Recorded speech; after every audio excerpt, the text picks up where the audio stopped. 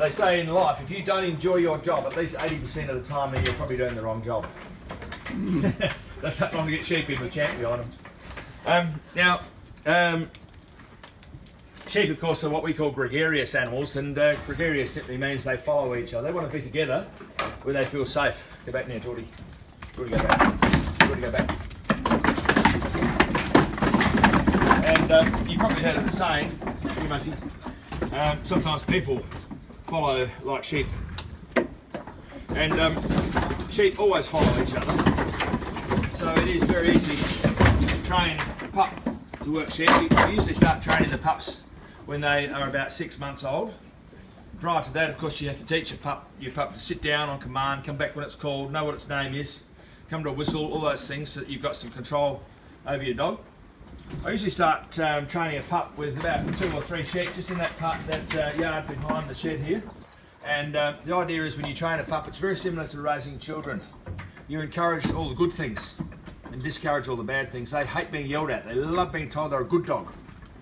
And so whilst we're working with them, we continually encourage all the good stuff and discourage the bad stuff. And they very quickly learn what it is that they need to do. Here, Geordie. You be watching Geordie. Here, Geordie. Geordie, where are you? You get up here. Geordie, get up. Get up. Get up. Get up. Get up, Geordie. Geordie, get up. Get up. Get up. Get up. Get up. Would you get up? Geordie, get up. Geordie, get up. Geordie, get up.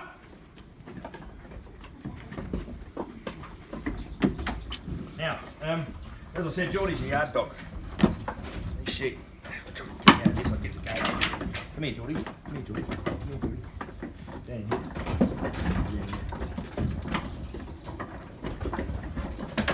Righto. Your head's around the right way. So yesterday, I put all these sheep. Just be watching the dog. Here, get up here, Geordie. Geordie, get up. Geordie, get up. Geordie, get up. Geordie, get up. Geordie, get up. And go back. Go back. Go back. Go back. Go back. Go back. There should be enough room in here for all these. Come on, come on. Come on, come on. Come on. Come on.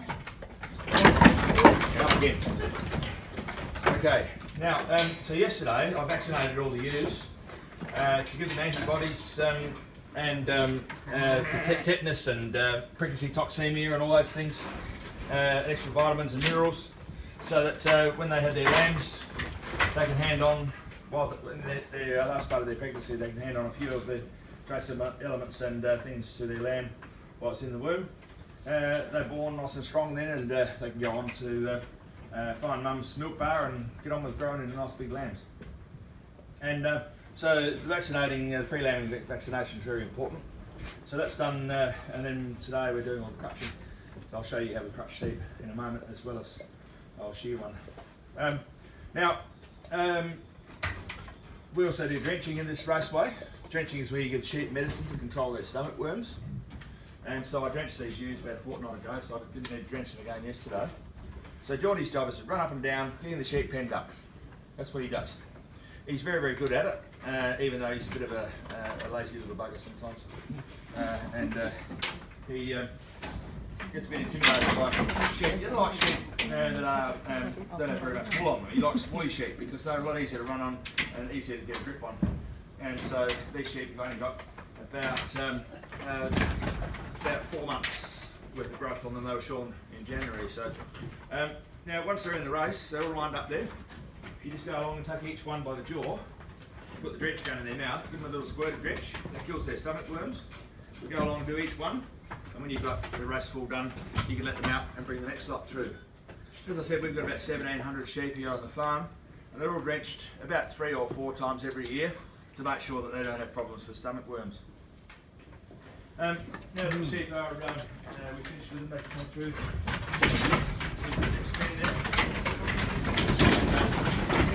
It's wonderful to sheep like following each other, it makes it so much easier to work with. Now, basically, as I said, the dogs, they love what they do, and they really love their boss. And here, Geordie. After we're finished, I always make sure I pick up the dogs and tell them how wonderful they are. Get up here, Geordie. That way they know that I appreciate everything they do for me. Without my dogs, I'd have to work a lot harder than what I do. They're just wonderful. Macy. And I was just saying to the people that were here before you people come on the bus, Champ. Champ and I, we are, he hasn't been with me very long. We only got Champ in October. I got the others when they were little 6-week-old pups. And so it's very hard to train a dog and get it to work for somebody else, because they get used to the mannerisms of their boss, they get used to the tone in their voice, they get used to the whistles and all those things. And when I first got Champ, the bloke that had him before, he couldn't get on with him at all. He bought him as a 6-week-old pup for $1,000, and Champ always just wanted to do what Champ wanted to do. He wasn't particularly interested in listening to his boss. And I think if we had a job where all our boss ever did was yell at us and tell us we were stupid, it wouldn't take us very long to lose interest in our job and to start doing our own thing and not want to give much respect to our boss. And I think that's what Champ's problem was. This guy that had him only ever yelled at him. He probably never ever got around telling him what a good boy he was. And he's a very affectionate dog. He loves this mateship that we've formed. So I've had him for about 6 months and we're getting on so well. And I've realised that Champ just loves working sheep. That's what he does. He really, really loves it. It's just all he lives for. It's rounding up sheep. And so I've realised that since I've had him, how it is that I need to treat him. I don't yell at him. I just tell him he's a good boy all the time and get him to come to me. Every time he does the right thing, I give him little pats, and he's just fantastic. And as I said, I went and bought that guy a carton of beer when I saw him a couple of weeks ago. That I got Champ from, because I just think Champ's one of the best dogs I've ever had, and he's just marvellous. I'm going to put the dogs in their yard now, so if you'd like to take a seat, I'll come around in front of you and we'll get into the next part of the show. And so my dad, he died when he was 90, out rounding up sheep. They say in life there are those people who work for a living and also people who just live for working. And that was my dad. He retired when he was 70, but he never ever got around to retiring. And he told lots of stories about the early days and how tough it was growing up here on the farm. And even though they were only a few kilometres from Penyshaw, because they only had a horse and cart to get to town, they didn't go to Penyshaw very often at all. They might have gone in there maybe once a month. Just didn't have regular ships coming in there in those days, and so when a ship would come in, somehow or rather they'd get a message that there'd been a ship in, and they might have ordered some stuff from Adelaide to come over, and so they'd go over the horse and cart and pick up all their supplies and things. They had a shop in town, but there wasn't very much to buy in the shop, because the population of Penyshaw in those days was probably about 50 people. It wasn't really worth keeping very much stuff. And so Dad said that even though he had 2 brothers and a sister, and they went to school, it's only a few kilometres from here to the little school down at Cuttlefish Bay where they went to school. He said they were really lonely. They didn't see very many people apart from the kids that they went to school with.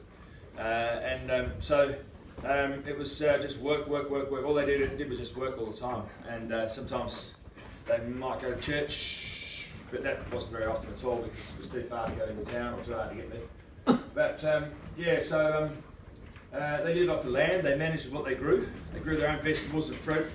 I was saying to my wife, we went down to a salt lake just a few kilometres from Kingscote to get some salt off the lake last summer, and we mixed up minerals for our cattle to give them extra, stimulate the bacteria in their stomachs so they can eat dry grass.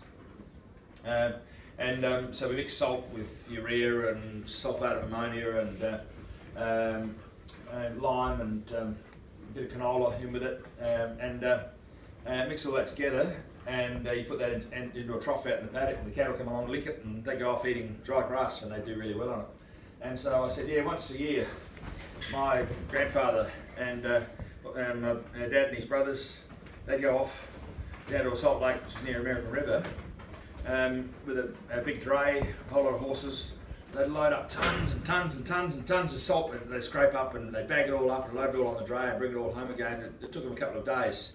By the time they got down there, did the job and got back again. They'd camp overnight.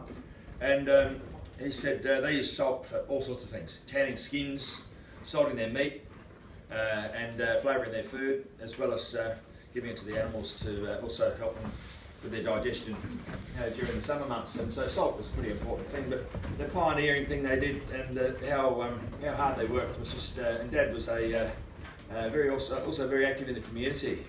He was on lots of committees and did lots of members of different organisations, very charitable person. So when he died, they wanted to have a memorial for Dad in at Penneshaw. So the other part of that is on the fence between the town hall and the sports grounds in at Penneshaw. So we kept that part, put it on the board and mounted it in the shearing shed also as a tribute to our Dad. Now the merino sheep. They brought merino sheep to Australia from Spain in 1796, so about 222 years ago. Merino sheep are kept specifically for their wool. They are shorn once each year. It takes about 3.5, maybe 4 minutes to shear each sheep. And the average merino sheep produces about 5 kilograms of wool each shearing. If you can imagine losing 5 kilograms of weight in about 4 minutes. What a glorious feeling. The sheep, they go outside, they look really, really happy after they've been shorn, even though they don't seem to really appreciate it all that much at the time when it's all happening. If we didn't shear them at least once a year, eventually the sheep would die of exhaustion from carrying all the wool around. It just keeps growing, and we've got to have a haircut every now and again. The sheep need to have their wool cut off every year so they're happy and healthy. Before mankind started mucking around with the genetics of sheep, they ran around in the mountains of Europe and North America as wild animals, and they would shed their fleeces every springtime, like a lot of animals lose their winter coats in the spring. But that's been bred out of them a long time ago. The only way that they can get their wool off now is if we cut it off. And so they're shorn once a year. We usually shear our sheep during December and January each year. I shear all the sheep myself. Either my wife or my son-in-law, depending on who's available, they come and sort the wool for me so that we all work together as a family to get all our jobs done. Now, the machine we use to shear the sheep is called a handpiece. The handpiece is driven by the electric motor once we get it all running. And the idea is, when you shear sheep, you've got to keep that comb flat on the skin. Take all the wool off in one big piece. And so that takes lots of practice. The first sheep that I ever shore, I was only 15 years old. It took me 20 minutes to shear my first sheep. I stood up afterwards holding my back and thinking to myself, the older people do this job all the time. But like a lot of jobs, the more you do it, the better you get at it. And as time went on, I got better and better at shearing sheep. When I was 17 years old, I decided to become a full-time shearer. And so for the next 20 years, I shore sheep all over Kangaroo Island, I shore sheep on the mainland, I went wherever the work took me. And eventually I retired from shearing and became a full-time farmer at the time when my mum and dad decided to hand the farm over, because I can't use the term retirement from my dad because it didn't apply. Certainly shearing is a very, very hard job, but it is good money. We get paid $3 per sheep or $300 per 100. When I first started shearing sheep in 1977, I think the price of shearing at that stage was about 52 cents per sheep. And so we gradually been getting increase in pay as all the wages have been increasing along the way. Now, the shearers start work at 7:30 in the morning and they work through till 5:30 in the afternoon. We have a break every 2 hours. So as we shear the sheep, they go out through that little door behind us. Every 2 hours we stop them a break. The boss counts all the sheep. The numbers are written up on the blackboard and also in a little book. At the end of the shearing, the shearers are then paid $3 for each sheep they've shorn. So generally each farmer tries to have their shearing done within a couple of weeks. So they have enough shearers, depending on how many sheep they have to shear, to get the shearing done. And so once we finish that one property, we go to the next one, and we keep just moving on from place to place all the time. It's quite an interesting job, shearing, because you meet lots of different people, work in different areas, and it's really good. Yeah, mate. Do the shearers supply their own equipment? Yes, so we have our own handpiece, yeah, our own combs and cutters, our backhoes, and all the different bits that we use. When I first started shearing, the bosses used to supply handpieces in those days. Yeah, before motors. And I think they probably are supposed to still, I think, but most of the shearers have their own, because that way they get their own machine and they get used to it. Now, shearers always work in a singlet. Our singlet has a patch on the side to protect their ribs from the sheep's feet and their horns. Now with all the bending over that we do, lots of shearers have trouble with their backs. This is called a back aid. As we shear the sheep, we have our chest across that woolen band, and those springs take a lot of the weight and the pressure off our back, so that's what that's for. Some people look at this and think it might be to put the sheep in. Not in this country anyway. Yeah, so it's one of those things where, yeah, the back aid's safe. A tremendous amount of pressure and wear and tear on the shearer's back. Now these boots are called shearer's moccasins. When you shear sheep, it's really important not to allow the sheep to get their feet on the floor. If they can feel the floor with their feet, they think they can get up. And they'll start kicking and struggling and trying to get away. So you've got to be always keeping your feet in underneath the sheep to get them balanced. And so these boots are very bulky and they look a bit, they're called shearer's moccasins. They really are the best sort of boots there is for shearing sheep in. And they allow us to keep our feet flat on the floor and to keep the sheep in the right position all the time while we're working. Now, the main shearing season on Kangaroo Island starts about the beginning of September, goes through to about the end of April, and so most of the shearing should all be finished now.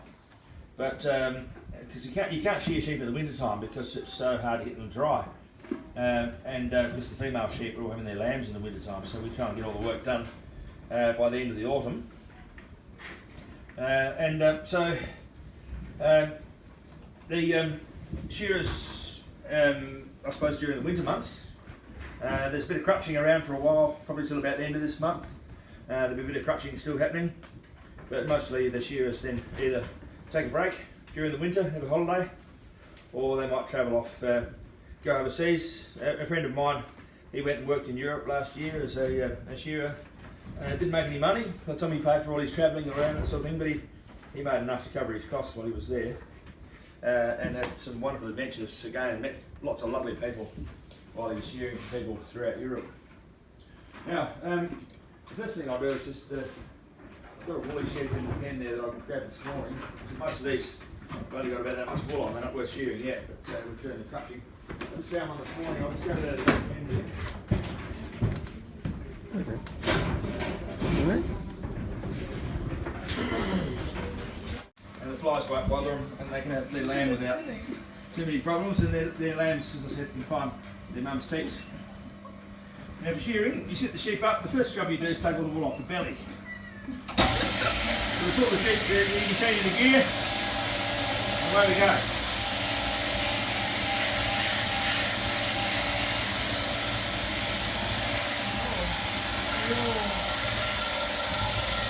Now, you'll notice all the time while I'm working that obviously I'm a right-hander, and my left hand is always working though. Keep the sheep's legs out straight, keep the wool out of the way, so I can see where we're going. And as we take the belly off, we throw that out to one side, and the belly's far up on their own. They're full of grass seed and prickles and rubbish, so bellies are mostly used to make socks once manufactured. Now shearing sheep, because my other hand, my left hand also has keep the legs of the sheep out straight. And as we're working our way along, we've got to keep the sheep stretched out so that we can stay flat on the skin without injuring the sheep. The sheep do sometimes get little cuts on them. I guess it's a bit like us guys without shaving. I don't shave every day, but when I do, sometimes I cut myself, it doesn't hurt very much. They reckon with sheep, yeah, they only have about half the amount of feeling in their skin than what we have in ours. But that's not, got nothing to do with it. We don't want to hurt the sheep, that's not what we're here for. Certainly, you cut the sheep a lot. You're not going to shear very many sheep each day. You need to develop a technique for staying down on the skin, following along without hurting the sheep. It's only going to slow you down if you're cutting the sheep all the time. So once we've got the neck and the first front leg done, we then load the sheep down flat on its back and go on to the main part of the body. You can see how we can go all the way through now from the tail right through the back of the sheep's head. And using my right knee, I can roll the sheep over to expose all the wool. So I've got over my left foot up underneath the sheep's front leg to make sure the sheep can't get its feet down on the floor. I push back into the front legs with my left foot to sit the sheep up. Then as I come down the last side, I don't have to take all the weight of the sheep on my back.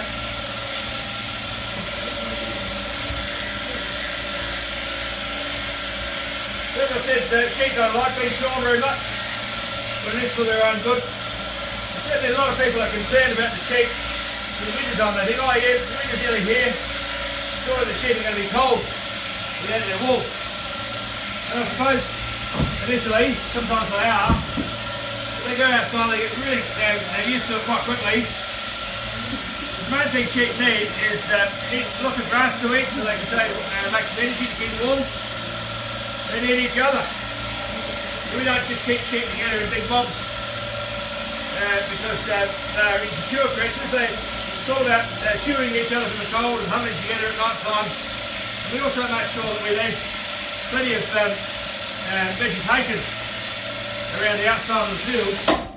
Lots of trees so the sheep can get in behind the trees and out of the wind. And that keeps them warm as well. So we're here on New Year's Day, and they were from Alberta in Canada, and they said to me they'd rang their folks to wish them a Happy New Year, and they said that it was minus 45 degrees at their place in Alberta on New Year's Day. And I said, minus 45, I can't even imagine how cold that is. That's just amazing. The coldest it might get here in the winter time might be 4 or 5 degrees at night time, and it's very seldom anything below that. Never gets down to freezing. So certainly we don't wear a lot of wool here in Australia. Most of the wool that we produce now is blended with cotton or synthetic materials to make it into what they call wool blends, which are really good because they're cheaper and easier to look after, and it doesn't shrink when you wash it like 100% woolen garments do. Spinning of wool, of course, is something that's been done since way back in the caveman days. They used to spin wool on a stick that they turned in between their feet and other textiles that they found during their hunting and gathering. And so once they invented the wheel, of course, they started making machines to do it. And so my grandma had a spinning wheel, and she taught me to do this the spinning of wool when I was a kid. She tried to teach me how to do knitting, but I wasn't particularly interested in knitting. I thought that was a job that girls did. But my dad was a good knitter, and he could knit, no worries at all. Because back in the days when he grew up, they didn't have television. So at night time they used to do a bit of knitting to while away the hours, and they used to make socks, and made a lot of socks. And they'd send them to the soldiers through the Red Cross at the Second World War. So they made their little bit of contribution by keeping the soldiers' feet warm. And of course all the wool they grew, they made from socks they grew on the farm. Now, in a single strand on its own, this wool is quite strong, but as soon as you let it go, it's going to come undone. It's the twist in the wool that keeps it together. And so as you let it go, it just comes untwisted, and there's nothing at all then to hold it together. So while it's twisted, it's nice and strong. So you've got to double it up. That's called the plying of the wool. So if I'll put two bits together side by side and let it go, instead of the wool untwisting, they'll now join into one, and apart from the washing, that's ready to use. My grandma would be a little bit horrified. There's a few lumps in that. She'd say to me, how the hell am I supposed to knit with that? You get one of those nice lumps.